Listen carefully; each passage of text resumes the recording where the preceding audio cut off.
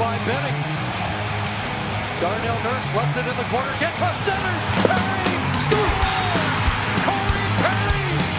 Ilya able to shake away from Solani. It's given away to Solani around in front. Score! Teemu Solani with the steal. Three of the fans want one. Score! Off the floor! On the board! Paul Kariya!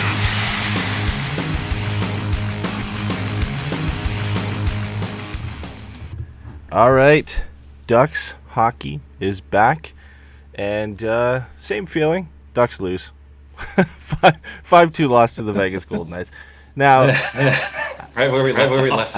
I want to preface that it wasn't. I didn't feel like a 5-2 loss. I mean, Vegas clearly the better team, but I felt like the Ducks showed a little bit of effort. Like it wasn't an awful game. It wasn't the worst way we could have started. Like the first 3 minutes, you thought it was going to be 7-0. So. Wasn't too bad. That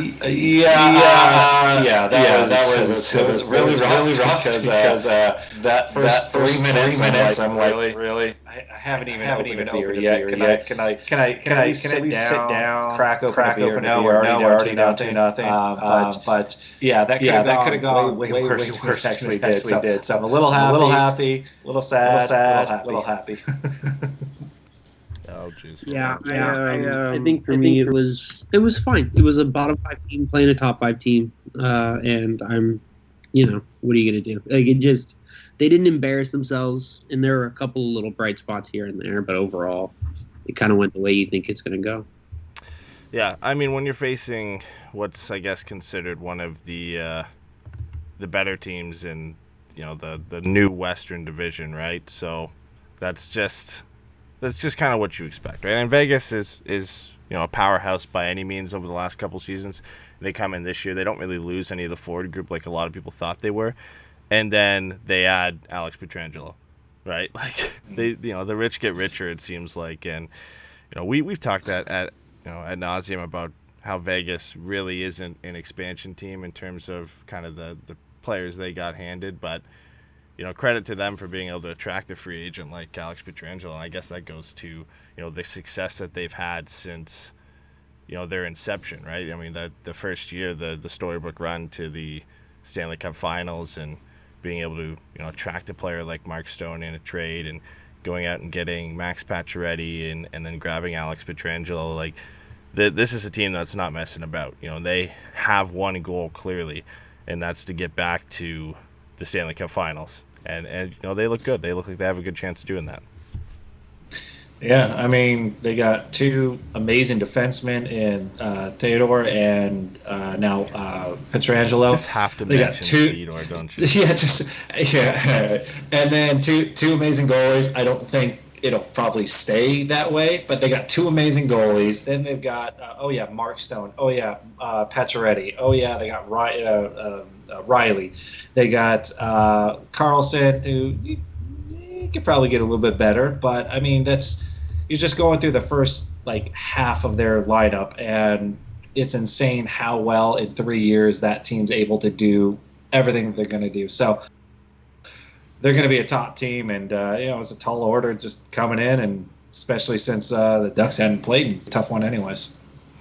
Yeah, we look at this projected lineup, and a couple days ago, if you guys caught the podcast, we kind of projected the opening night roster, and we had a pretty good idea of most of the guys who were going to be there. I think, barring a couple guys, we didn't know Max Jones was on the IR at that point, but we relatively knew what the lines were going to be. I think the only surprise was that Maxime Comtois drew in off the taxi squad back onto the line. We saw him on in training camp with Steele and Terry, and it ends up being Sonny Milano who draws out and is a healthy scratch for this game. The defense pairings are what we expected with Lindholm, Shattenkirk, Fowler, Manson, and Larson and Hakanpää. And obviously, I think we knew at least a day or two out that John Gibson was going to be the starter here. So no real surprise, but Max Jones on the IR with a lower body injury. Apparently he's skated on and off this week. When he comes back, Comtois gets off to an unreal start in this game. Other than maybe drawing in for Isaac Lundestrom, Sonny Milano and Max Jones are going to potentially have a tough spot to get into this lineup. Yeah, I think for me that was kind of the thing that stood out is Lundestrom was really the only left wing that you looked at that didn't look great, and that whose spot might be up for grabs a little bit. So it seems like there's going to be 3 guys for one spot. With the taxi squad, they're probably going to rotate. I could see, those 3 guys kind of running through, running through that spot as the year goes on. We'll see. I don't know. Yeah, they're all waiver exempt, right? So it kind of, at the end of the day, those are going to be the guys that get sent down. Milano, if anything, if he's not in the lineup, is likely going to be a healthy scratch. You don't want to send him down through waivers because there's probably a team out there that would take a chance on him. So Lundestrom, I think, gets the chance to play with Getzlaf. They must have liked what they saw from training camp, and obviously, Comtois draws in and has a great game. I don't see him coming out at least anytime soon. So if Max Jones or Trevor Zegras, whoever wants to jump in the lineup right now, I think they're all eagerly looking at Isaac Lundestrom's spot as a potential landing spot for them. And whether it's Jones or Zegras or whoever who comes up, I mean, being able to play on the left wing of Ryan Getzlaf is pretty enticing for anybody who ends up taking that spot. Now, did you guys really want Lundestrom there on the wing, on the top line, quote-unquote top line with Getzlaf and Heinen on the side? I thought that was odd to have him there in that position. I would have much rather have a Milano in that situation, someone that could maybe try and get a little bit more offense, where Lundstrom is not necessarily that offensive guy. He's defensively responsible. If you put him on the wing, usually it's the center who's got to be defensively responsible. So it just felt like counterproductive to put him on the wing when you could get somebody who might have a little bit more speed, a little bit offensive upside, especially if you're going to play next to Getzlaf, who, in my opinion, I thought looked really good this game. I thought he was engaged and making good passes and good plays. So, you need somebody who can finish on that line. I think that's one of the things we saw when Getzlaf, Heinen, and Lundestrom were out there is, defensively they were pretty good. Utilized more as a Ducks second line when Henry, Grickel, and Silverberg were the first line when you look at the minutes played tonight. But yeah, I mean, there is that no-look pass by Getzlaf that we'll get to, I think, in the second period where, Isaac Lundestrom, it was a little bit in front of him, but he really didn't get enough on it to corral it and be able to get a shot off. And you would think at that point, maybe if a Sonny Milano was there or just kind of a better finisher, a more offensive-minded player than Lundestrom, maybe that's in the back of the net or you get a better quality scoring chance, at least a shot on target. So, I don't want to make any predictions for Saturday, but if Milano draws in, I think it's a straight swap for Lundestrom because we saw Heinen skate with Getzlaf we saw Milano skate with Getzlaf and Heinen earlier on in camp. So it just seems like an easy landing spot for Milano back in the lineup. It's just a straight swap for Lundestrom because he's waiver exempt. Yeah. Yeah. I think having Lundestrom and Heinen together on Getsy's wing is a little redundant because I think they're both, I think putting Lundestrom with Getsy isn't a terrible idea, because he could just kind of run around, go get the puck, do on the forecheck, things like that, You don't really want Getsy necessarily in too much on the forecheck since it's going to take him 6 years to get caught up.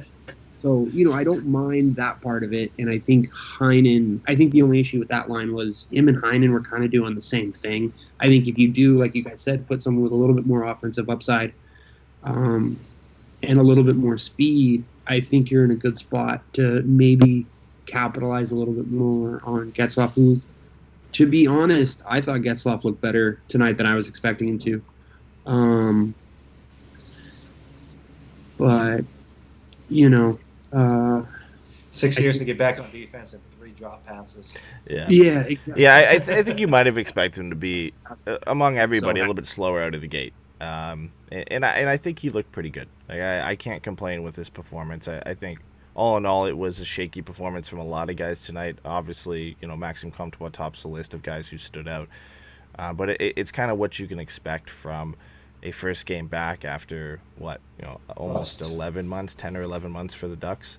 And you get a limited training camp, and you got to kind of work everybody back into playing shape and getting used to playing with each other again. So I mean, it is what you can expect. We'll get into the game here and start breaking it down. Obviously, first period started, I don't want to say the way we expected it, but you knew Vegas was going to come out hot, and this was going to be a tough game for the Ducks. And 2 goals in less than 2 minutes and 30 seconds for Vegas, with Marchessault sniping it past Gibson, a great shot, and then Nosek cleans up a pass from behind the net, and he's kind of left wide open and bats one past Gibson. Not really much Gibby can do on both of these. Both of them are kind of poor defensive plays a little bit. Nobody really closed down on Marchessault, and then there's no excuse for leaving Thomas Nosek wide open in front of the net on there. So, I mean, not the best way to start the game. I think when we were all watching this, you see the Ducks go down 2-0, 2 minutes and 30 seconds. I think, Jason, it was probably you who tweeted that out on our Twitter account. Oh, yeah. Both your of them. meme 1 to 2 minutes in, 2 to 3 minutes in. Disappointing start for sure, but, I mean, hey, it's Vegas. What do you expect? Yeah, I mean that's rust, and neither team looked amazing, and probably the first 5 to 10 minutes of that game, I think that the Ducks handed them some glorious opportunities, and at least on the offensive side, Vegas looked good. That first one's a snipe by Marchessault, and then the second one, it was a weird one where it was a little bit of hitting into the boards, and Reeves throws it in. It goes in between where Gibby's trying to cut off the pass and where the post is, and the guy's left kind of wide open. So it's a little bit of defensive lapse. Just once again, just not being sharp. And when you're not sharp, and it's against this Vegas team, even if it's the fourth line like that, they'll come back and kind of bite you in the butt a little bit. So they did on those first 2, and it didn't look pretty. I didn't have high hopes for this game. Fortunately, they kind of figured things out moving forward. But it wasn't the sharpest start I would have expected. Steven, what were you thinking a couple minutes in there when it's 2-0 Vegas? Because I know you were tweeting a little bit too. Yeah, I just, I think for me, it's one of those things where it's a very clear example of a talent discrepancy. I think the thing that coaching allows you to do and a system allows you to do is, make the sum greater than the whole. And early in that game, when everybody's still trying to get it going and trying to find their rhythm again, you have a team that's really good versus a team that's not. And so what you have is, a fourth line in Vegas that's played together for a couple of years now. Those guys keep playing together. I think they said on the broadcast, Nosek scored the first goal in Vegas history. So, they've all been there for a while. So I think, what you're seeing is a mix of chemistry and just a talent discrepancy.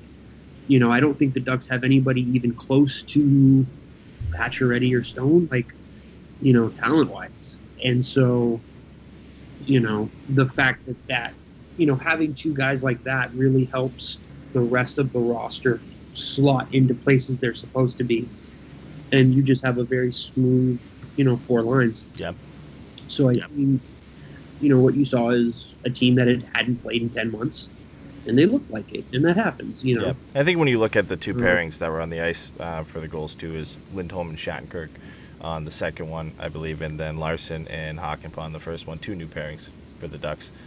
Guys that have really only played together a couple of times, right? So, they're feeling things out, trying to get used to playing together, trying to get, just feeling out the game for the first 2 minutes. And you've got, a couple lines, like you said, that Marchessault line has been together for a long time. That fourth line for Vegas has been together for a long time. And, you're bearing down against one of the best teams in the West that, has had things going for a long time here. And that's kind of your first test. And, you saw kind of the rust and the inexperience of those pairings together in that first little bit there. They did kind of get it together, and I think Pacioretty almost made it 3-0, and it was pretty close to being kind of a barn burner right off the bat. But the Ducks kind of calmed down for a bit.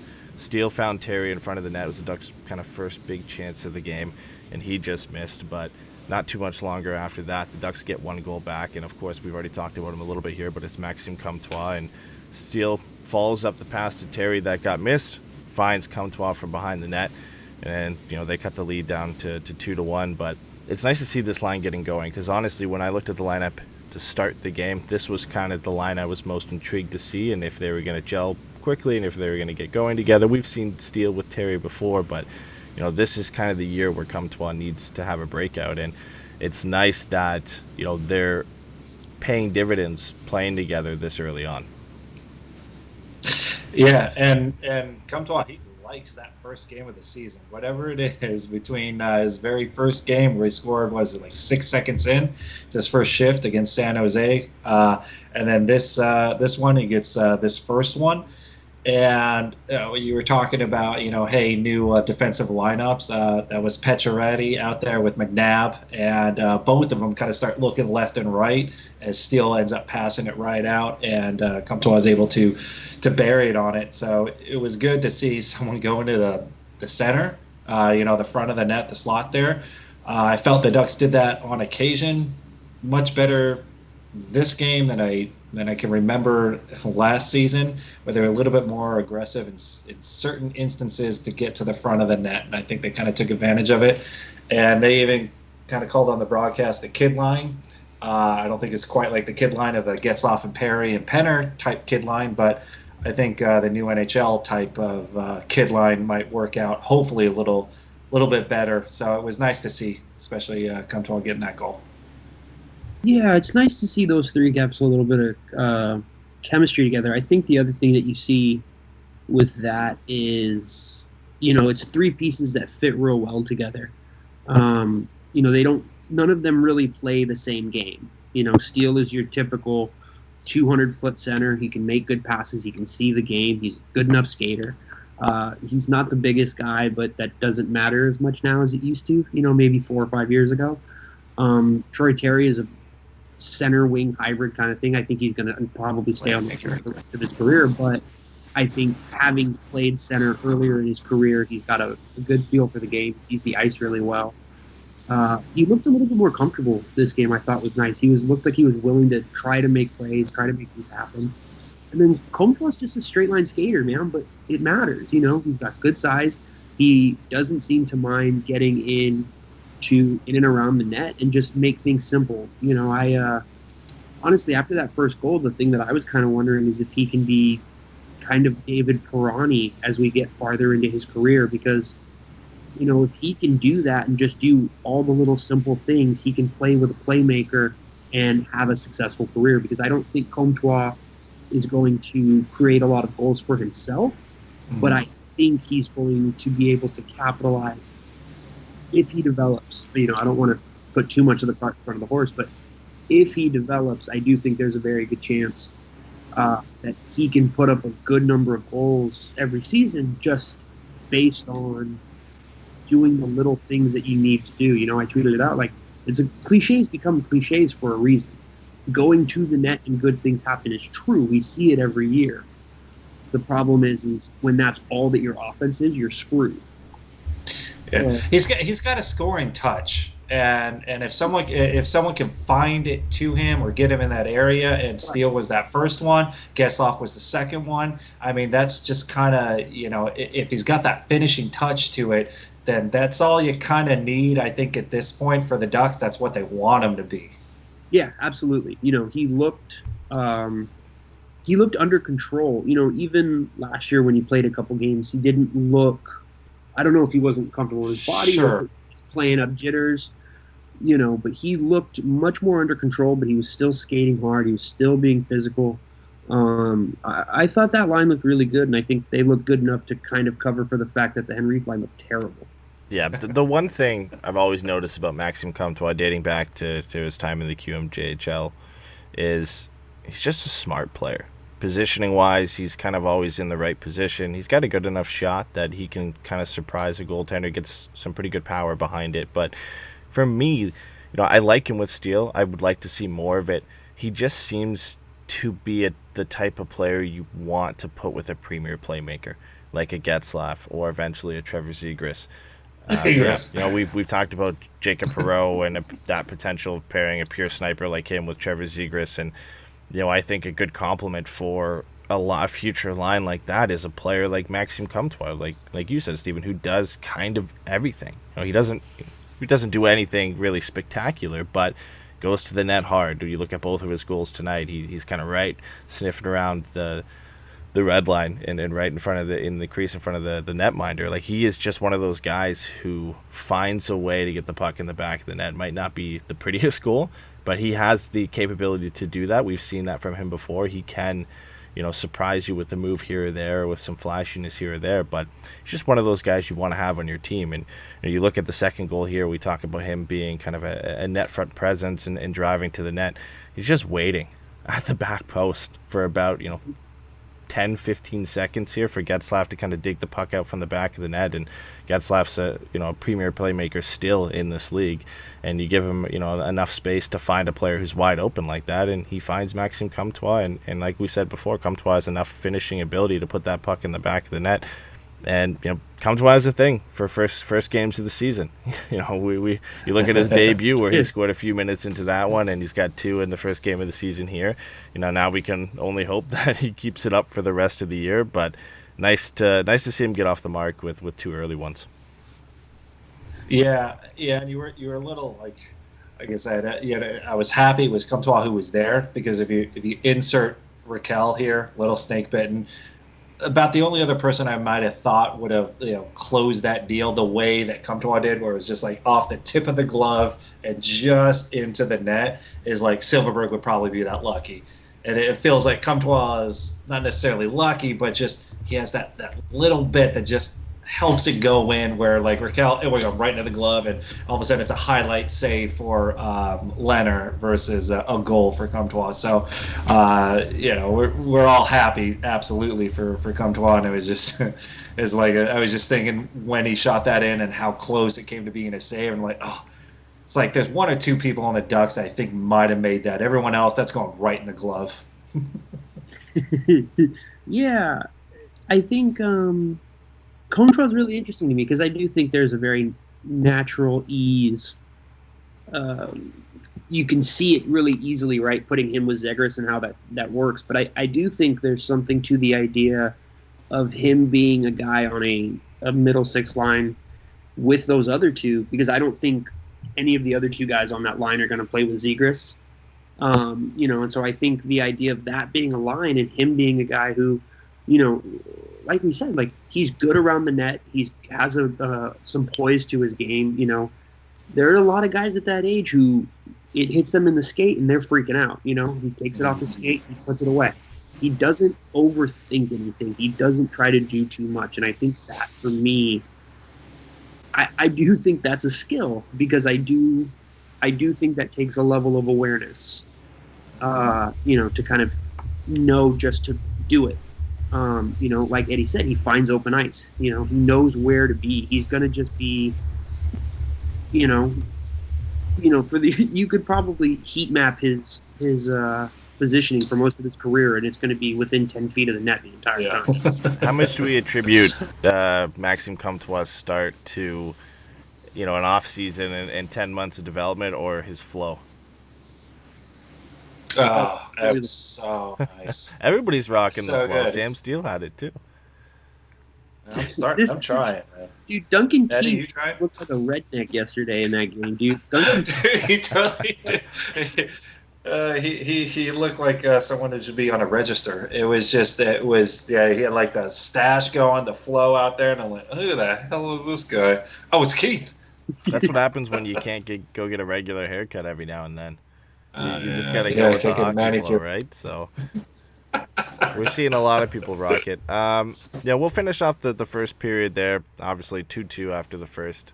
Ducks kind of got back into the game, obviously, after those first 3 minutes. Shots were 12-7 Vegas. It felt like after the game was tied at 2 that both teams kind of took their foot off the gas and said, okay, you know what? 100%. This game's a little bit too wide open. It's too much of a barn burner to really keep this up here. Otherwise, it's going to finish, 8-7. So they kind of took their foot off the gas. And for most of the second period, it was a bit of a chess match. Teams kind of figuring out, who's going to take the next move, who's going to, ramp up the pressure here. Ducks got a good chance from Derek Grant early in the first 2, but Robin Lehner was great this game. I think he is making the case that Marc-Andre Fleury is not going to start too many games this year. He made a couple really good glove saves in this one, but elite number 1 seed Derek Grant got denied getting his first goal of the season early on. But man, yeah, Robin Lehner already looking like he's going to carry Vegas to a pretty high finish in the West Division. I thought he was all right. I didn't think he was all that great. Both of the goals that went on him, obviously from Comtois, they both kind of hit him a little bit, and he almost had it. But there were a couple where like shots came through, and he didn't see it, and it just happened to hit him. Now, call that luck, call that Robin Lehner, but he didn't seem as poised. But I also didn't think the Vegas defense, much like the Ducks defense, I don't think they were quite in sync. Like they didn't quite hit it. They kind of fell into a groove a little bit in that second period where almost nothing happened. But I still think that goaltending thing's kind of up for debate. I think they'll kind of go back and forth between Lehner and Fleury. And especially since they're kind of close to the cap, I expect one of them to go, and I expect it to probably be Fleury, to tell you the truth. Yeah, no, Fleury's. I don't think it's a guarantee that he finishes this season somewhere else, but I think it's at least 50-50 odds that he's not on this team at the end of the season. I think the second period looked like a second period early in the season. It got a little bit loose. It got a bit, whatever. But, like, there's less nerves. People have, they've had settled to kind of get an idea of it. Then you have the coach yelling at you for 15 minutes about how the hell did that happen. So it was good. I think, if you told anybody before the game that they were going to finish the second period tied 2-up, I don't think anybody's upset. Everybody's fine with that, Was it the second period where Gibby had that windmill of a save that just I knew you would have to jump the gun and get to that. Sorry. Before we get to that, there's nothing else to talk about. I have to bring something up again because we brought this up on the last show. Everybody wants to make a comment about where I'm recording the show every time we do this show. We can't see you, so we have no idea. Are you in a dungeon I'm again? in a different spot, so of course it came up. In a different dungeon? It 100%. Somebody in the chat said it looks like he's in a bathroom, and I think it's either that or he's doing it from inside a yacht. Oh, inside a yacht. Oh, no, Eddie's not that rich, and he's in Canada. Not happening. So it's not a yacht, Right. Unless you're on a beach. I had to bring it up because it's always something that it's a running gag on the show. If you're new to the show, this is how this happens every time. But I do it to myself because I record in a new place every time. I keep the meme running. So let's get to the windmill save so we can just completely move on. So John Gibson, despite the scoreline, great tonight. I felt like he was good. There was a couple iffy plays here and there. This was save of the game for me. He hot dogged it a little bit, let's be honest, but it was a good save. Shea Theodore. I don't even think he hot dogged. The only thing that I would say maybe hot dogged is the fact he never even looked at the puck into his glove. So it's just the fact he did it, grabbed it, and he's looking down as he brings the glove down. Maybe that's a little bit of hot dogging, because usually you'll kind of follow the puck into the glove. But, my God, that was just so good. The dude is wide open in the high slot, and he just nabs it. That's why you want to play goalie, just to take it away from people. Yeah. Oh, so good. That's a safe save. I think, if you ask John Gibson, at the end of the night, he let in a soft one there on the, what is that, the third goal? It was the fourth goal, Pacioretty. Yeah, the fourth one. That's right. I stepped away for 10 seconds and missed the third goal. But he's even deep in the crease. That's the stuff that he's capable of. He is, that high-end goaltender that can make those big saves. Like any goalie can get hot for a year or a couple of months or whatever, but Gibby's the kind of quality of goaltender that he can be a top 10 goaltender every year, almost like clockwork. And I think getting a better team in front of him is obviously going to take a lot of pressure off of him. But even just this team right now learning more of Aiken's system, I'm really excited to see what happens in the next game. because I want to see what kind of adjustments they make. I want to see what he does with the lines. And I think, that we're, I said this on the last show, but I think we're going to learn a lot about what we think of Dallas Eakins very quickly and what kind of system he's really going to run. Because first game in, it is what it is. So. Yeah, they got to clean up in front. I think there's just too many chances in the middle. And I don't know if it's necessarily the style that Eakins does, or if it's literally the personnel or the talent level they have on defense. But they're going to give up 7 to 8 quality chances a period. And if they're lucky, they'll get 4 to 5 chances on the offensive zone. Gibby is going to be the one who's going to probably kind of lessen that 7 to 8 blow. I mean, pull it back down where he's going to make 3 to 4 saves he has no business making in any sort of game, hopefully any period. So we'll see where it is, but they definitely got to pick up what they're doing on defense, because you can't leave Theodore open on that. You'll see the Mark Stone goal after that. It's just the front of the net has to be guarded way better than what they did, at least in this game. You can call it rust or whatever, but hopefully it's not a sign of things to come. Because Gibby's so good, he should be able to bail his team out if he's got good enough defense. Yeah, the chat's pretty split, but the kind of majority answer here is that Gibby had some good moments and he had some bad moments, and I think I'd probably subscribe to that theory too. I think he was hung out to dry a few times tonight, probably more than a few times, but there were a few moments where he looked a bit rusty, but I mean, we're used to that from John Gibson at this point, and I think, we'll see him ramp up the play. This was a good first game for me from John Gibson, because I think we saw some good moments, and, as he kind of works into the season and kind of gets comfortable, I think, or at least I hope, we're going to see some of these mistakes kind of ease out. But, I gotta ask real quick, who in chat here thinks Gibby looked bad on what goals other than Pacioretty? Pacioretty probably wants back, but once again, he was left wide open on the wing with a possible pass to the center and is an elite goal scorer. Yeah, he might like to have that one back. Other than that, there were 3 other goals he had almost no chance on. That was the point that I wanted to make, there is a degree to that it is Pacioretty who scored the goal. If he gives up that goal to, Ryan Reeves, then maybe I feel a little better about it. Carrier. He's a 30-goal scorer, man. That's what he does. It's a soft goal, don't get me wrong. You want that back. But these are also the kind of goals that goal scorers get. You don't get to 30 goals in a season by making them all perfect top shelf. That's just not how it works. First goal was perfect top shelf. Second one was kind of maybe just a fluky play, but once again, poor defense in front. Third one was who was the third one? Mark Stone. Yeah, I mean, we might as well get to Mark that too. Stone. Yeah, from behind the net. Yeah, there you go. There's that one, and then Pacioretty maybe wants back. The Mark Stone one is 50-50 for me. I think Gibby will look at that and say probably could have reacted a little bit quicker in terms of kind of looking and scanning who's in front of him. He was a little bit focused on the play behind the net, but you can't really blame him about that. Yeah. A wide open guy in the low slot. I'm not crushed a one-timer. That's Mark Stone. Only John Gibson's fault. I don't think it is. I mean, you left Mark Stone wide open, and it was absolutely a great pass.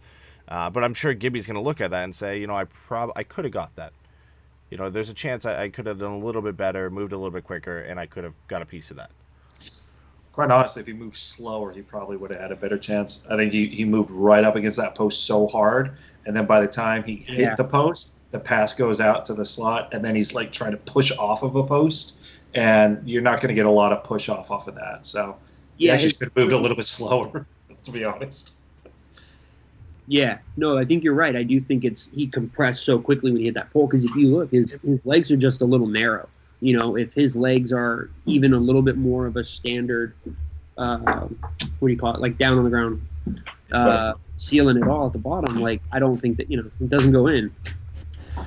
Yeah, he was protecting a wraparound or an in-tight play, and he's got to assume that his defensemen are going to grab people further out, or if it goes out to the center, he's got time to recover from it. But no one picked up Mark Stone, and it's a quick shot, and now all of a sudden he's compressed, and he's got to try and kick out to the far post.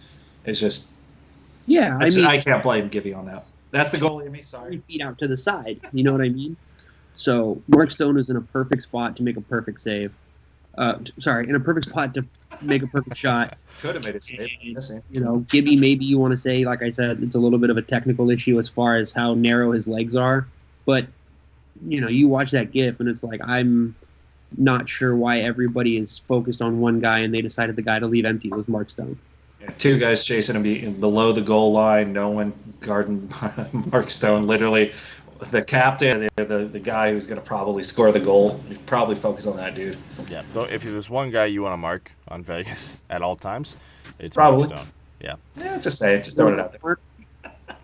We got to get to this no-look backhand pass by Getzlaf, because I think people aren't hyping it enough. Like, it was a great pass. I mean, we expect it from Getzlaf at this point, but the guy's never not going to be able to pass the puck. Like, he'll regress in other areas, but he'll always be able to pull out, have the ability to pull out a pass like this in the game. And we had talked about it before we got into the breakdown here that, if it was maybe a bit of a better finisher other than Isaac Lindstrom, you've got a quality shot on target here. The puck's on the back of the net. But, man, Ryan Getzlaf never disappoints. He's always got one of these up his sleeve. Yeah. Did anyone else just get kind of a real quick vision of what Zegras does when he made that pass? Like, he made that pass. I'm like, I've seen that. World Junior Championships. I've seen that pass where he's just throwing it behind. Like, the eyes just have it, and it's like, all right, I saw it, but I'm gonna do misdirection. Here it goes, and then it's just a great pass. So. That's why I have so much, not to take away from that pass from Getzlaf. That's why I really am excited to see what Zegras is going to do, because I feel that they have the same vision, the same passing ability, and it's otherworldly. And it's just having an ultra awareness and a deception for the other team. The other team they know you looked at it, but then you just all of a sudden go like, I'm not going to do it. And then they kind of like, all right, well, what's he going to do now? And then he makes the pass that you were just like, I knew he was going to do that. And then he just makes that pass. And it's just so much fun to watch. And, yeah, still got it. Still going to be so much fun to watch. And that's why I think he's going to be, once again, up there points for the Ducks. I know everyone says he's going to be that great. And he was only 1 point behind Henrique for the team lead last season. So I think he's going to do it again. The one thing I think you see from the games like this, the one thing I was thinking this whole game is, the Ducks are probably going to lose this game, but how much less disappointing would it have been to see Trevor Zegras play in a Ducks uniform in Game 1? Like, that in itself would have been enough for me to get enjoyment out of the game no matter what. Obviously we're happy that Ducks hockey is back, but it's roughly the same lineup as last year. And I think, if there's one guy you wanted to have a really good game, it was Maxime Comtois. He did, because we didn't see a lot of him last year. He spent most of the time in San Diego. But, man, that was the one thing I kept kind of thinking back to in this game is, man, I wish Trevor Zegras was playing in this game. Just even if he didn't have a great game, just to see him play in a Ducks uniform and get a chance to play in the NHL, because all the hype built up from the World Junior Championship is kind of deflated with him, getting some preseason games with San Diego. Yeah, I gotta be honest, I'm kind of happy about that. Don't get me wrong, right? Like, I want to see him play. Excited as hell, right? Like, you guys are saying, like, he makes really sneaky passes. I think the interesting thing that you're saying, Jay, is kind of comparing him to Getzey. And it's interesting because he's so much smaller than Getzey. Getzey really uses his frame to facilitate his passing ability and to put himself in positions. And Zegras doesn't have that ability. Even if he does put on 20 more pounds, like, he's still going to be a slight guy. And so, what he's going to be able to do is be a little bit more crafty. The number of times you see him make a pass from highlights and stuff from when he was at, where did he go? He went one of the Bostons. I don't know. Boston. For colleges in Boston that all play hockey. But he does a lot of like his wrists get real tight and real close to his body when he's making these stark angle passes. And I think, I think it's going to be exciting, but I am glad that he wasn't in this game because I think it was good for these other guys to get a chance to kind of pop and to get a chance to get a run without it kind of being about Zegras. And they had after it's his team. Yeah, and they had also mentioned like last season they kind of like they wanted to put in a whole bunch of young players and just see where they all kind of fish themselves out. And this year they kind of made the decision that we're not really going to do that. You got to earn it. At least that's what they said in the broadcast. It was you got to earn it. It's not going to be like last season where we're going to try to figure out who's worth keeping and who's not. We know what we have and we know what's coming through the pipeline. So they're not going to necessarily rush it. And at this point, I'd hate to waste Zegras' first year on trying to have him play more than 7 games. I mean, it'd be great if he played this first game, but I mean, even that is just, hey, let's get everyone's feet wet just a little bit and see where this all kind of pans out. Maybe he comes in and plays a game here or there, but let's not burn that first year on this season. Let's get him a little bit more season, and especially I would think at some point, put him in the AHL, get him some games in once that whole season starts going, because that's a guy who just wants to play and win, and he's not going to work on a taxi squad, and burning that first year of the contract doesn't make a whole lot of sense in my opinion. As much, I'd love to see him just do dipsy doodle passes all over the place. So yeah, no, I agree with the move, and I think it was a smart move for the Ducks not to play him today because he's had one practice. I think he had one practice or a couple times on the ice with the team since coming over from the World Juniors and having to quarantine. So it makes sense. I just think we're missing a little bit of excitement for a new season, right? Like that's the thing for me. Is you go in and we've seen all these guys before, and you've got a lot of teams out there. Rangers fans, I'm sure, weren't happy with the outcome, but at the end of the game, they got to see Alexis Lafreniere. And Igor Shesterkin didn't have a great game, but first start of the season, do nothing. But you know what I mean. You had that excitement in that game of seeing a new face, a guy that's got a lot of hype around it, and not that it would have made a difference on the game. I think for me, I was just missing a bit of that excitement. But I completely agree with them taking their time with Zegras. We talked about this on the last show, but the Ducks like to take their time with most of their prospects. I think Cam Fowler's been the only exception of guys who haven't played in the AHL or played at least a season or a half a season in the AHL.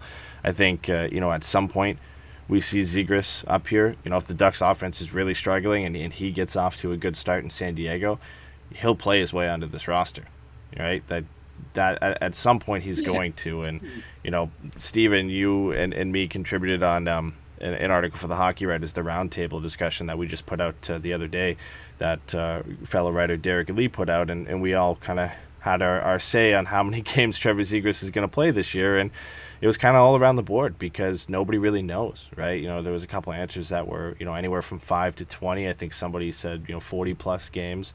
I think I was in around I was around 20 to 25. Just he'll make his way there at the later part of the season, but it really is kind of up to the coaching staff at this point, and we really don't know. But for me, what I feel is at some point the Ducks offense is going to be bad. We know that, and Trevor Zegras is just going to play his way onto this roster. He's going to leave them no choice, that he's going to have to get a call-up. And whether he sticks around and stays with the NHL roster will depend on how well he translates his game to the NHL level at that point in time. Do you really think they burned that first year of their contract on this season, though? Oh, here's my thing with that is I have a very hard time thinking that once he makes that jump, I don't think he goes back down. So that's why I kind of had him at about 40 games, because I figured he'll get a couple of weeks down, he'll come up. I do want to say right now that everybody needs to prepare themselves for him to be on that taxi squad for 2 or 3 games once he comes up. I do not think they're going to throw him in game 1. No, but I don't know. I mean, Because he gets 7 games, and if he plays over 7 games, then that's the first year of the ELC, right? Yeah. I think it's 6. I think 6? 7 is the line where it becomes the first year. I think he has 5 or 6 games that he can play without burning it. So I would think they would probably give it to him, and unless he absolutely blows it out, I don't think they'd go the rest of the way. Because if he doesn't blow it out, they're bringing him in because the only reason they would, in my mind, they would bring him in, other than giving him maybe just that little bit of experience, is just because the Ducks aren't quite performing and they need a little bit more offense or creativity. Maybe put him in there and see what happens. But if by the 5th or 6th game he's not producing multiple goals or points or creating that much offense, then they just kind of bury him back in the AHL. Don't use that year of the contract. Wait till next year happens to get a little bit more flexibility on the salary cap, and then move him in after that, and that's his first year. That's where I would see, and where I would think it would make the most sense. Unless, like you said, he comes in, he plays 6 games, and he's got 10 points. I mean, it's like, well, you can't deny that. I mean, to play, he's wasting time in the AHL at that point. Yeah, that's the only way I see him getting significant time with the Ducks this year, and the Ducks saying, yeah, okay, we have to eat a year ELC here because we need you on the team. Like, you're producing at such a high level that we have no choice. But we don't know, right? Like, I think if Zegras gets in here at this point, what's wrong with Steven? Steven's dying. I know he fell in the fire. Oh, he's back. You all right, Steven? I'm sorry. I look like Pete Davidson in the chat, and I don't know what. I did see that. Oh, sorry. A couple people said that. You don't know whether that's a compliment or not. I gotta be back in the chat. I'm sorry, I'm way off in the chat, I guess. Where was I? Oh yeah, Zegras. I mean, if he plays his way into the roster, they'll have no choice at that point. It just, you never know if the skill level is going to translate. What do you guys think it is? He plays 6 games. What's the point total? Or is it not really point total? Does he just look like he belongs?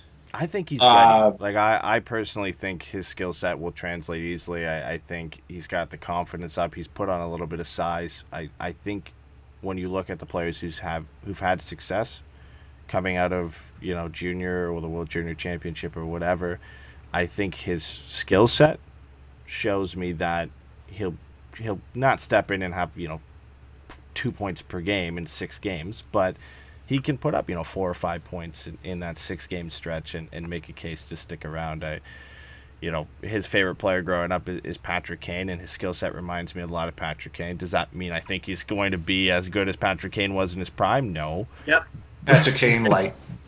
But that's what he reminds me of, and you look at players with that dynamic skill set, and can they jump right into the NHL? Usually they can. And, I have full confidence in Trevor Zegras. When he gets a chance, that first game, he's going to be ready to go. But we'll have to wait and see when that first game's going to be.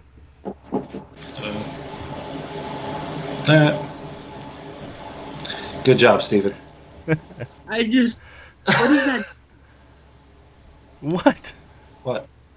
Do you guys? Okay, never mind. There's something coming through the audio, and it tripped me up for a second. All right, let's finish this. We got to finish the breakdown here because we got this is gonna happen all year where we get sidetracked about Trevor Zegras. It's bound to happen at some point because hey, we gotta talk about him as much as we can until he shows up. But we talked about the Pacioretty goal a little bit here.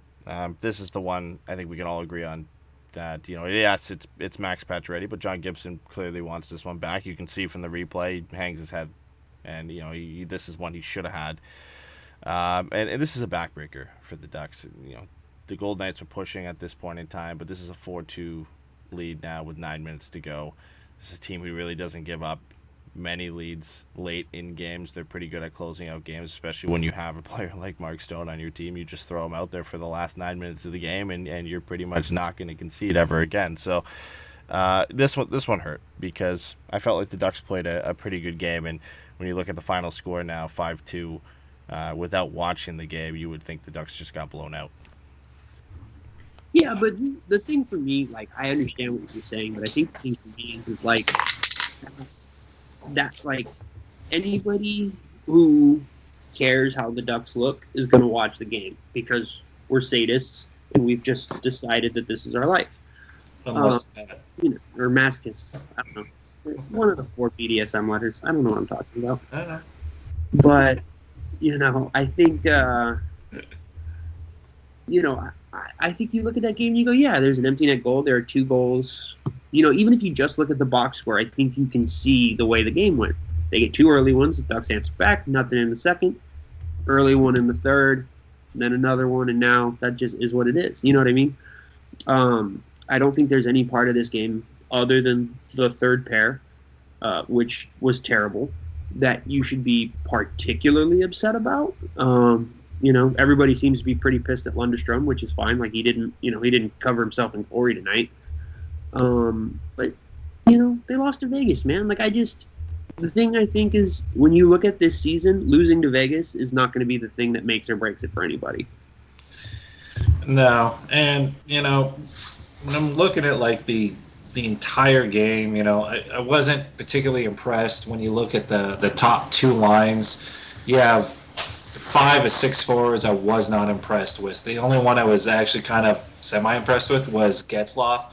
Other than that, I didn't think Henrique, Raquel, Silverberg were all that impressive, especially if you're some people will consider them the top line, especially if you're putting Lundstrom and Heinen with Getzlaf. That's obviously got to be your second line at that point. So I didn't think the top line was all that good, but they are playing Vegas. And when they play Vegas, you're going to have your Theodore, you're going to have Pietrangelo playing defense against those top 2 guys. That's why I felt the kid line looked better, and even the fourth line looked good. Even Delorier almost had a goal there, where he was, at least they were kind of creating a little bit more of that offense. At least there was something kind of going on a little bit. The Ducks are going to struggle. They're going to give up more chances than they're going to get. Gibby hopefully kind of mellows that out, and hopefully that power play kind of kicks in a little bit as in seasons past, and we get to some level of 4th best in our division. And if we can shoot for 4th best, and I thought it was a decent start 10 months out playing against a Vegas team that has high hopes and got literally the biggest free agent that could have been landed. Defensemen like Pietrangelo don't come around often, and they've gone all out to get him. Theodore, they've got all the offense. So the Ducks did very well, minus the first 3 minutes of any given period. Yeah, I mean, so when you look at it at the end of the day, I don't want to say and feel like a downer and say it's kind of what we expected, but you expected Vegas to come out strong and be one of the top teams in the division, which they showed. And the Ducks showed some fight back, and ultimately they just didn't have enough firepower and maybe defensive sturdiness to stick around and really put up a fight in this game. When it mattered, Vegas came on in the third period and won the game. But I think building on this performance, and when you go into matchups against LA, San Jose, Arizona, Minnesota, I think that's where the games where performances like these could get you a win, and where the Ducks are going to get their points this season. And maybe you ramp up your performance and you take on a team like Colorado and St. Louis and you steal a point or a win here or there, and ultimately if the Ducks are going to be a playoff team this year, that's how they're going to get in. It's just being a tough team to play against and picking up points against teams they really should be beating. Yeah, we got to be the Tanya Hardings against all the Colorado's Harrigans, and just make it happen. There's no wrong in this NHL anymore. I don't even know where that. You don't get the reference? No, I get it. I just don't know how you got that. Well, that's the only way we're going to beat the good ones. To be fair, we're the Tanya Hardings of this division. We do have Gooley, which is kind of like, what is his name? Ganguly? Something like that? Who? What? Her boyfriend. Who yeah, who actually did it with the crowbar. So, I want to say... We have a Gooley. Unreal. So I want to be... One, I think you guys, we said it before, and we're absolutely right. Like, it's going to be Gibby and a competent power play. That is the only real way that this team is going to be legitimate. Yeah. Two, because I am getting yelled at because my large adult son, Josh Manson, did not play well tonight. It was horrible. That separates Fowler, and Manson from the bottom line for me is that we have some proof of concept of them being effective. I'm not going to sit here and say that Manson was great tonight, and I'm not going to sit here and say Manson's the number one defender. He's not. But I think for some reason when you have Fowler and Manson together, they kind of just bring out the worst in each other, and I don't understand why that is. So, it's true. That's why I laugh at it. It's just funny because it's true. Either one of them needs to go, or they need to split them up, which might not be the worst idea, because I don't think you can run Hockenpah and Larson out there, man. You can't put those guys out there. Yeah, it's too bad. I mean, Hockenpah is big, and I would probably put Hockenpah as your Josh Manson, and especially someone who wants to maybe play and doesn't quite know what to do, or is maybe a little bit younger and can kind of have a little bit more speed. And I like Manson, but I can't see him as a top four. He's a top four on Anaheim because Anaheim sucks on defense now. And that's the only reason. Otherwise, if Manson's on another team, I can only see him as a 5 or 6. And he's a big guy, and that's one guy I want come playoff time. But if we're not in playoff time, then what are we doing with him? I mean, we're kind of wasting space at this point. Yeah. I love it. No, it's my guy, man. Can't. Until he does something different. I mean, he's not the same player as he was 2 seasons ago when I was really impressed with him. By the way, something that should be pointed out, since Evolving Wild has been tracking it, Josh Manson has one of the 20 best defensive seasons ever. Was that with Lampus Lindholm? Was that on NHL 21? The season that Lindholm went down, and he got the one Norris vote. Oh, right. Which I'll never. That was the season where he put up points, right? Is it Charlie O'Connor? For who? Charlie O'Connor is the Athletic Philly writer? Yeah. Did he give him his Norris? Yeah, a Philly writer gave Josh Manson a Norris run. That makes sense. Shocker. What a shocker there. I love it. All right, we're nearing the end of the pod here. We had a couple things that we were going to kind of revisit from our last show, but we're nearing the hour mark here. So we talked about Pierre-Luc Dubois and the trade rumors on the last show. So if you want to kind of hear our thoughts, Pat was on that show too, about what it would take to get Pierre-Luc Dubois on the Ducks. Where those kind of rumors come from. He asked for a trade, everything like that. Check out the last episode. We covered that in depth. The only thing, or just watch Endgame. It cost everything. Yeah, pretty much.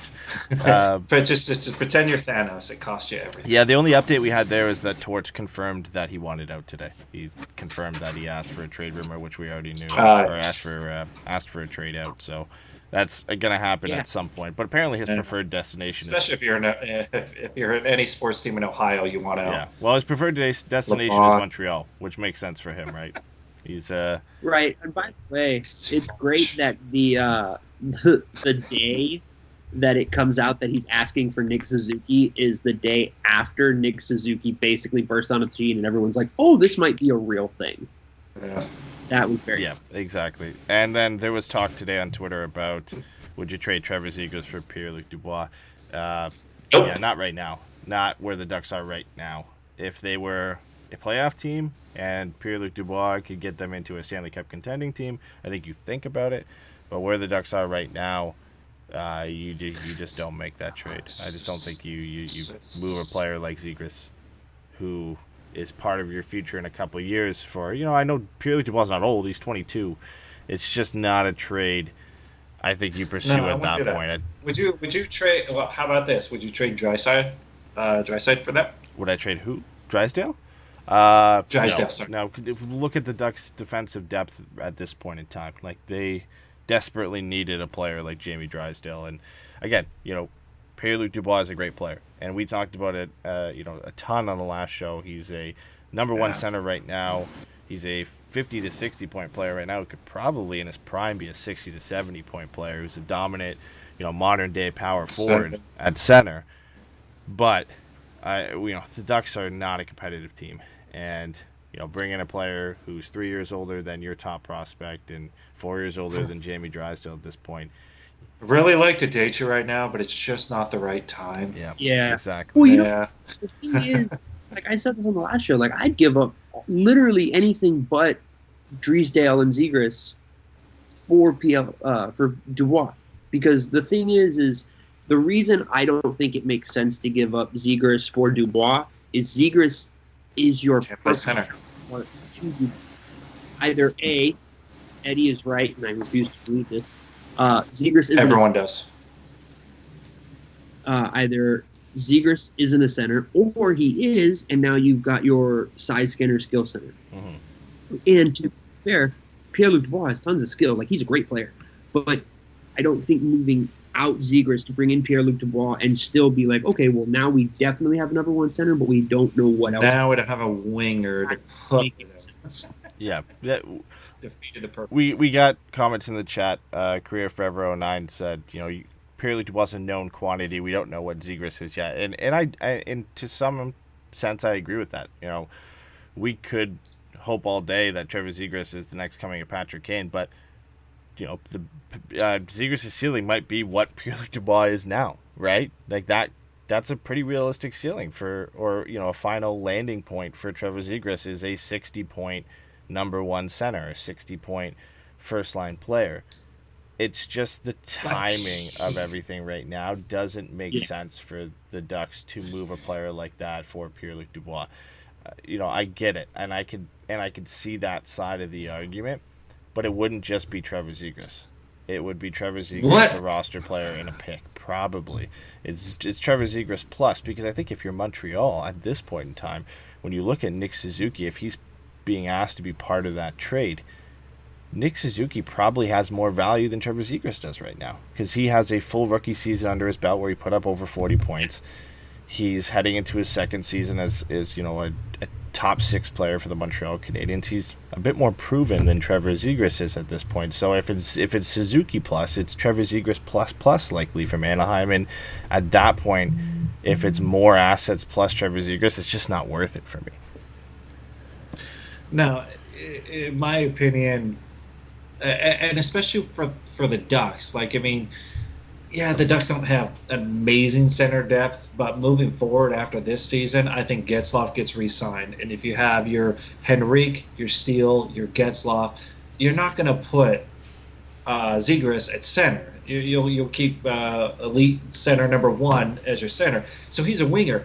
And we're dying for wingers to actually produce on this team. And if you can get someone that even comes close to producing what we think Zegras can, I'd be really happy if we could get Dubois. But at that point, you're just adding a fourth center in there, and now we still have nothing on the wings that we're dying to get some sort of winger that can produce something of value, because we're dying for that. So it didn't make any sense, in my opinion, for that. Although I would love to have him, it just what we'd have to give up for him doesn't make sense to me. Yeah, I think what we came to a consensus on the last pod was that if the deal revolved around like Rickard Rakell, Sam Steele, and a prospect or a pick, whether it's a second round pick or a 2022 first that's top 10 protected, I think we're all a bit more comfortable with a trade like that, where you're not having to give up a younger prospect at this point. And somebody made a point in the chat too, and whether it's ironic or not, is if Zegras is the next Pierre-Luc Dubois, do you want to trade a 19-year-old Pierre-Luc Dubois for a 22-year-old Pierre-Luc Dubois? Like, I know we don't know what Trevor Zegras is at this point, but yeah, I think if you're the Ducks, you should be more comfortable dealing assets that you're willing to get rid of at this point. And Bob Murray's talked about before, where the core of this team, the young core of this team, needs to perform, or they're going to be on their way out. And I think that you look at players like Rickard Rakell and potentially Hampus Lindholm and Cam Fowler and Jakob Silfverberg, and those guys as guys you can potentially move. And I think you can eventually start to put Sam Steele and Troy Terry and Max Jones as guys who are part of that young core as well. And if they're not going to be a part of the future, and you can bring in a player like Pierre-Luc Dubois, I think that's where you look at maybe packaging guys like Raquel and Steele and some of the prospects not named, Jamie Drysdale and Trevor Zegras, in a deal to get a guy like Pierre-Luc Dubois. Yeah, I think for me, like, if you look at the roster Columbus has, the thing about Columbus' roster is, like, they need guys right now. So for me, you're looking at Raquel and Lindholm or Manson and someone else. Manson. That you can send over there. So I don't think Sam Steele is in that deal. I don't think it makes sense for anybody involved to put Sam Steele in that deal. I think you're looking at a first-round pick, probably a second or a third-round pick, and 2 right-now roster players. And I don't think that's a terrible deal per se, especially if, you're looking at Lindholm, Manson, and Raquel as 3 of your guys. Like, those guys have another year on their contract after this one. So they're especially valuable to a team like Columbus, who has a really hard time keeping guys in. So, I don't think Sam Steele is a part of it. I think if they ask him, obviously give it to him because it's not a big of a deal. But the thing is... Go, Jay. No, I've said it. Trade Derek Grant because he'll come back to us after the season. I think. He's on a 3-year deal now. He's got long-term time here. The Bob Murray thing. There's he signed for 3 years. Interesting argument going on in the chat right now about Trevor Zegras' size and whether that is going to affect him at the NHL level. Yeah, because Trevor Zegras is not small. He's 6 feet tall. He's just slight. He's 170 pounds. What's McJesus? I don't know. McDavid's 6 foot. 6'1", I think. Height and weight. I mean, it doesn't matter if you have the skill set. I mean, you don't. Yeah, Dubois is bigger and skilled, and at 22, but Zegras, you can't replace it. You can't replace it. Like Steven said, was like, it's just. You have that knack for it and how you move your body, whether or not you're a big guy or a small guy, you adapt to whatever it is. And if you're good, you're good. And you'll figure out a way to make that pass, make that play happen. And I don't care if he's not the biggest dude in the world. He can avoid hits. And if he doesn't have to be center, he doesn't have to be a power forward. He can be that Patrick Kane. You don't see Patrick Kane running around and, hitting people, and he's not the biggest guy. He's not the heaviest guy. And if he's emulating that game, which I think he does a really good job of emulating that game, I think he's fine. I don't understand why there's such a big emphasis on he's not 6'4" and he's not 220 odd pounds. He's the average size for a 6-foot player coming out of either junior or college. I think I'm getting those numbers from Elite Prospects. I would say he's probably closer to 175 or 180. Just looking at how he played at the World Juniors, he was a bit bigger than he was last year, which is I think just turned 19. Yeah, which is where I think they're getting the 170 pounds. So I think right now he's probably 6 foot, 175. His eventual playing weight in the NHL is probably going to be 180, 185. Maybe he pushes to 190. He'll be fine. He's the average size of an average NHL player, 6 foot, 190. Like, that will be his playing weight in the NHL. If he's a winger, he's more than fine. If he's a center, you can make your arguments that, the average center is probably 6 foot, 6'1", maybe 6'2", and there's some exceptions like Sidney Crosby's 5'11", but he's Sidney Crosby, so, he makes up for it with the immense level of talent that he has. But, whether Trevor Zegras plays center or wing, I don't think size is ever going to be an issue. What do you guys think? What do you guys think he ends up playing for the Ducks? I think he plays wing. I don't think they want to put him in center and make him do that defensive responsibility and be third best center on the lineup. They probably put him on the wing with somebody else. Yeah, I think he's a winger. Yeah, 100%. I still say he's a center. He has the highest ceiling of any center in the system right now. If you consider him a center, but in the Worlds, he played the wing. He has the highest ceiling of any prospect in the system, period. And I do think he's a center. Because the other thing is I don't necessarily know with the change in hockey that you need your center to be a defender. Like, I don't think that's the thing that we're worried about. I think what you're looking at is you're putting him in a position to excel. You obviously want him to be able to be competent at defense, but you can also play him with guys that can kind of help mitigate, especially the back end. If he's playing on a team with John Gibson, that gives you a little bit of cushion too. So I don't think his defense is the issue. I think what it's about is finding ways to accentuate his skill set, which the Ducks just don't have. If he moves to wing, he moves to wing. I don't really necessarily have an issue with that. I do think mentally for me, I have pinned center because I don't think his size is an issue in the new NHL. You know, like I said earlier, Braden Point's like 5'9", man, and Braden Point kicks ass. So I kind of agree with you because what I'm thinking out is like, hey, the Ducks get it, like the defense gets it, and they want to do a breakout. And if you can send it to the center, and it's Trevor Zegras, he can make an amazing forehand pass. He can make an amazing backhand pass. He can set up wingers. And because he's not the fastest guy, he doesn't have to be the guy that's streaking along the boards. He can be the guy that can kind of hang back, get that pass, observe what's happening, maybe be the last guy forward into the offensive zone. So I could see him being a center 2. All right, I just defeated my own purpose. So. Yeah. I honestly, for me, what it is, what will kind of tell the story on where Zegras is going to play for the Ducks is how they utilize him in San Diego. We had this conversation on the last pod too, but if they put him at wing in San Diego where they're limited, I don't want to say limited, but they have opportunities to play him at center there. If they choose not to, I don't think he jumps into center when he makes the Ducks lineup. Honestly, the clearest path for him into the Ducks lineup is on the wing. You look at Will Juniors, he played left. At BU, he played center.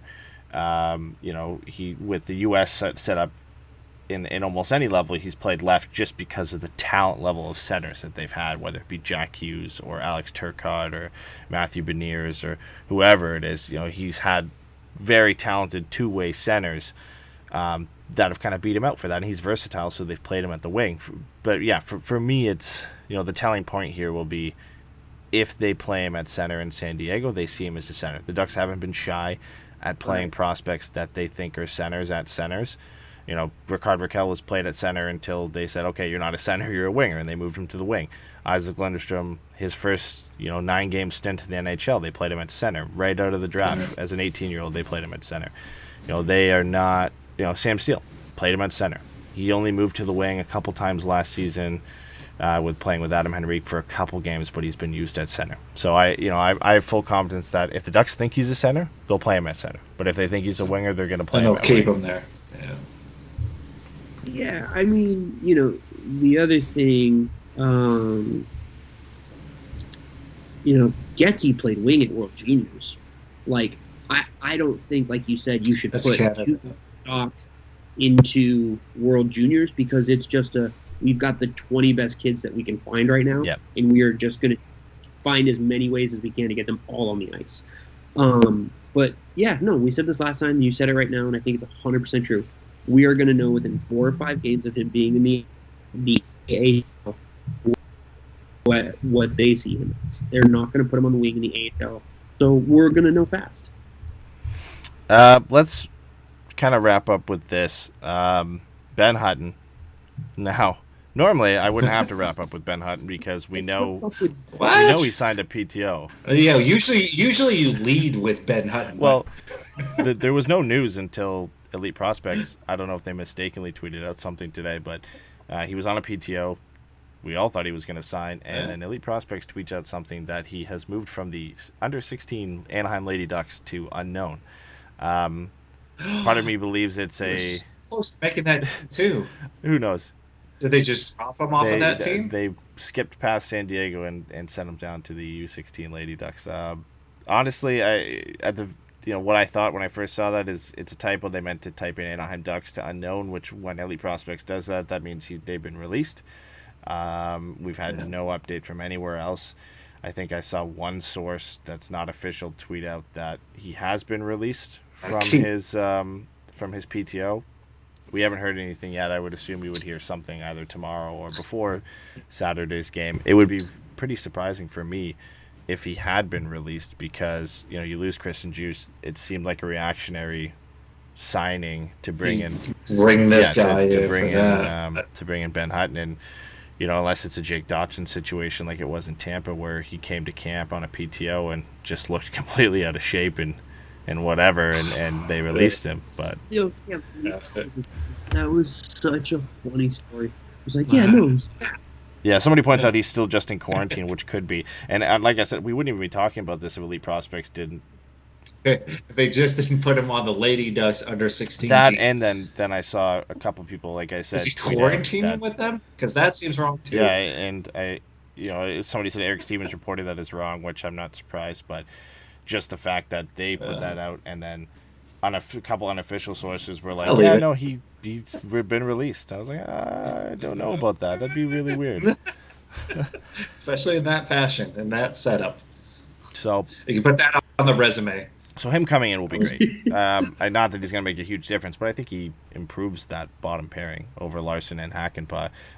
By how much will remain to be seen, but I think he's a slight upgrade on both of those guys. So, and then hopefully at some point we see Josh Mahura too, who I think will nail down a roster spot this year. Just depends when he's given the chance. Yeah, if it's going to happen with Mahura, it's going to happen soon. If it doesn't happen this year, he's getting traded. Yeah, potentially, yeah. Let's move on. I mean, there's a bit of a logjam with Fowler and Lindholm in front of him. But I'm not ready to move on from him, just like I wasn't ready to move on from Shea Theodore. So I want to give him a bit more time to prove himself, because I'm like the 2 stints he's had, he's done well. He's put up a decent amount of points for a defenseman in, I think, the 25 combined games he's played. He's looked solid for the Ducks. He just needs a longer run in, but it's hard when he's got Shattenkirk, Manson, Fowler, and Lindholm in front of him. I mean, there's not much room for him to kind of break into the lineup unless it is that third pairing, which I still think he's better than the guys we're playing there right now. But it's all you gotta do is outplay. That's pretty easy. Yeah, I think you're dead on right there, because I do think that the problem. I've been somewhat of a defender of this in the past, but I think ultimately when you look at the way Anaheim handles their players, they do kind of carve out the third pair and the fourth line as a traditional third pair and fourth line. And the thing, with Mahura, and we saw this with last year with some of the younger kids where they weren't trying to play Terry on the fourth line, so he just wasn't playing. If the organization is willing to kind of expand their idea of what a third that would be self-actualization, and that doesn't happen in Anaheim. But the idea of putting Josh Mahura down there and having a third left-handed guy who can skate with the puck, because I do think I'm not as high on Mahura as you are, but I do think that he has looked good in pieces when he's come up, and other times he's looked like a kid who hasn't had enough games to learn.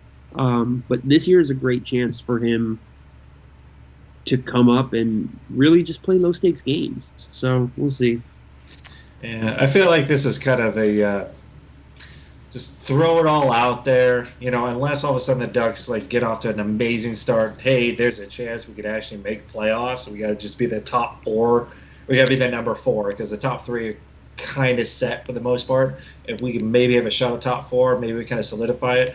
Other than that, I'm completely fine. We get about halfway through this season, 20 odd games in, just throw it all out there, see who's going to play, who's going to make things happen next year, because I'm not high and mighty on this year either. So yeah, I mean, we'll have to wait and see. I think we'll see a few of these guys from the AHL get called up at some point this year, just with the sheer amount of games we have in such a short period of time. It's 56 games in 116 days. You're going to see a lot of roster movement. Let's wrap the show here. We're an hour and 22 in, which means it's 2:22 a.m. here. So I think it's about time to wrap up the show. For anybody who came and this is your first time coming out to the show, welcome. We're here after pretty much every game with the post-game show except for back-to-backs. We cover the second game of the back-to-back. If somebody had mentioned earlier that we do have 5 hosts tonight. It was me, Pat, and Steven me, Jay, and Steven on the show. No, I'm Pat again. I'm always freaking Pat. It never ends. Dave's gonna laugh forever on this, by the way. Pat couldn't make the show. He had some family stuff come up, and Keith. Pat number Keith one. is comes onto the show whenever he has time to make it. He's pretty busy, but we got the 5 of us who are routinely on the show throughout the season. And if you like our content, we also have a Patreon where we record a couple bonus episodes per month, cover more than just the Ducks there, look at NHL topics as a whole, as well as some of Jason's favorite questions about Canada, which usually get covered on each show. So we do a Pucks and Brews show, which is, as it sounds, mostly Pat and Jay drink, but sometimes I get involved. Sometimes we get the Canadian go to that what is it, the beer store? Yes, that's all you guys have. If I get guilt tripped into it enough by our patrons, then I usually get involved. New Year's Eve was a good one, but yeah, if you want, if you enjoyed the show and you want to check out some more content, we do have a Patreon where we produce some bonus episodes there. We will be back for Saturday's game against Vegas. Well, the way it's shaping up, it will be me and Steven on that show, because I believe, Jay, you and Pat are watching the game with Dave, I think. We'll be with Dave and Jimmy. So Okay. We'll be at Jimmy's house, and he's breaking out the fine stuff for us. There you go, for Natural hopefully Light, I the believe. Ducks' first win of the season. For all of our returning listeners, too, thank you for coming back out for the first game of the season. Like I said before, we'll be back for pretty much every game this year. So we'll see you guys on Tuesday. Thanks for coming out. Bye, guys.